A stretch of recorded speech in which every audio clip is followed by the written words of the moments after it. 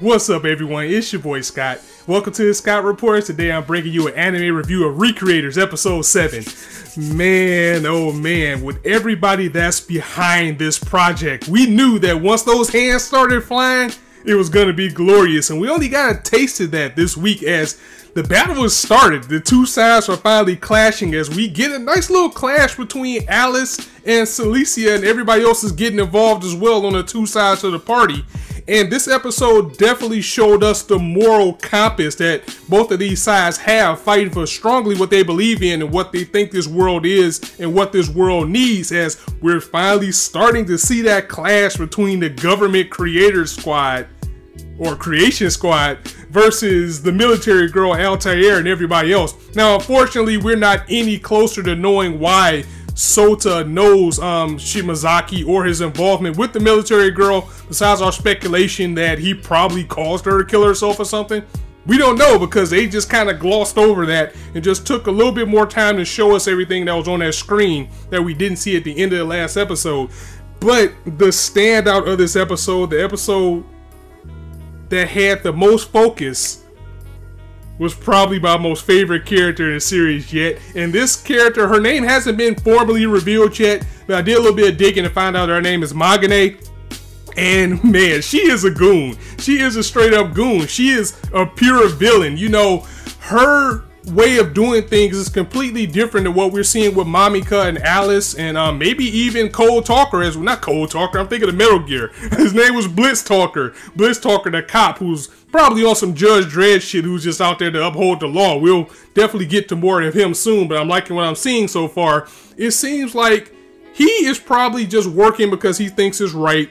You know, Mamika's just poured into his world and she wants to save everything. And Alice actually thinks that this world has the real guys that she looks up to try to save her world. The military girl is manipulating all of them in their own way. But this girl, Magane, who comes in, she's just wants to have fun. She's evil. She's the villain that we were looking for in this series in every sense of the word. And she comes from such a realistic type of source that she completely fits in, besides looking like a demon vampire type of girl. I mean, she has a regular school outfit. It's the same type of world that she knows. The money that she has is the same currency. And she just gets right to stirring shit up immediately, as she has an interesting power. It looks like she has the power over sorcery or some type of dark arts. And what's interesting is that she can make a lie become reality, because the first thing that we see of her in full is her going into a bookstore and stealing a book. And the guy's like, hey, what are you doing? And she's like, what are you talking about? This is my book.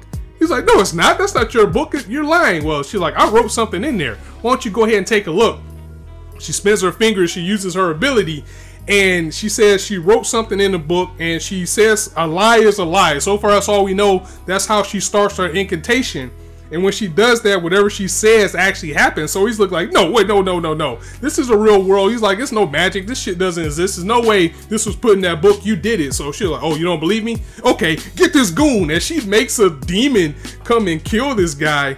And then she was like, oh, I need a bag for this book. And she just skips back in there while the bloodshed is going on. And the mess that she caused gets the attention of the creation squad.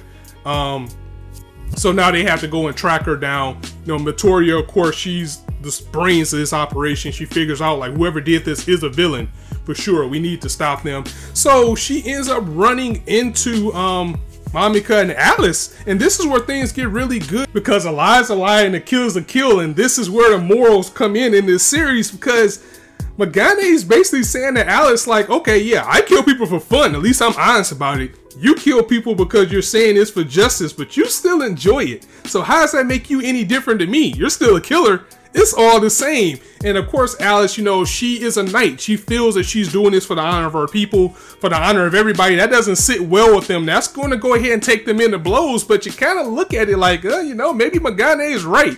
So as they're about to clash, she actually shows more of her power in detail, which again shows that it's based off of her making lies reality, as she says, you know what, that sword you're gonna stab me with? Yeah, you're gonna stab yourself with that, so you might want to be careful. And as she goes toward, she spins her fingers again, says a lie is a lie.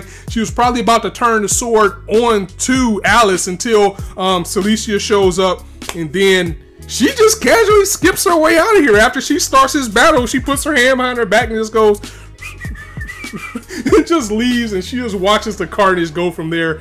It's phenomenal. We might actually see a change of heart from Mamika. I mean, she seems like she may have just sided with these people without knowing exactly what's going on. She's even scared to use her power right now because she saw the destruction that it can cause. And while everything was going on, and then with Bliss Talker getting into the fight, and he was actually about to shoot Matoria until she was protected, he was like, hey, you don't want to use this power. You can very easily stop this if you want to.